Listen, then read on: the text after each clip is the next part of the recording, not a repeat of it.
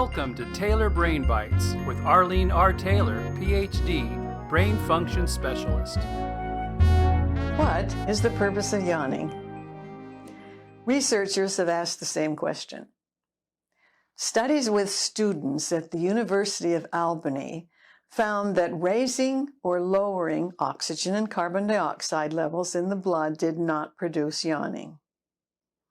Other studies have reported that fatigue, drowsiness, or boredom can trigger yawns. However, there's more to yawning than most people think. Did you know that the temperature of your brain increases when you are sleep deprived? Yawning can help cool down your brain tissue. Yawning causes you to take in deeper breaths of air that ventilate your sinuses and help to dissipate the heat.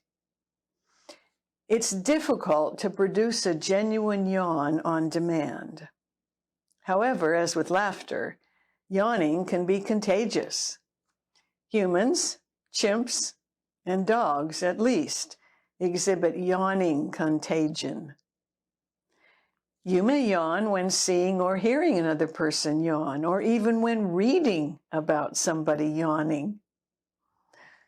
The journal Frontiers of Neurology and Neuroscience suggested that contagious yawning is a primitive expression of social cognition. It may also indicate a capacity for empathy. Atsushi Senju, a cognitive researcher at the University of London, tested two groups of kids ages 7 to 15. One group of spectrum kids, who often struggle with empathy, and a group of non-spectrum participants. Both groups watched pictures of people yawning on television. Non-spectrum kids yawned more after watching clips of people yawning. Autism spectrum participants did not yawn after watching the same clips. Researchers at Leeds University tested psychology students, who typically are more likely to have empathy for others, and engineering students who tend to focus on numbers and systems.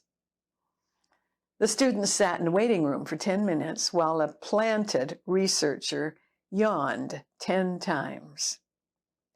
Psychology students yawned on average 5.5 times. Engineering students yawned an average of 1.5 times. Interestingly, females did not score higher than males. What causes you to yawn? Fatigue? Boredom? Drowsiness? Heated brain issue? Empathy? Contagion? Maybe all of them. Thank you for watching Taylor Brain Bytes.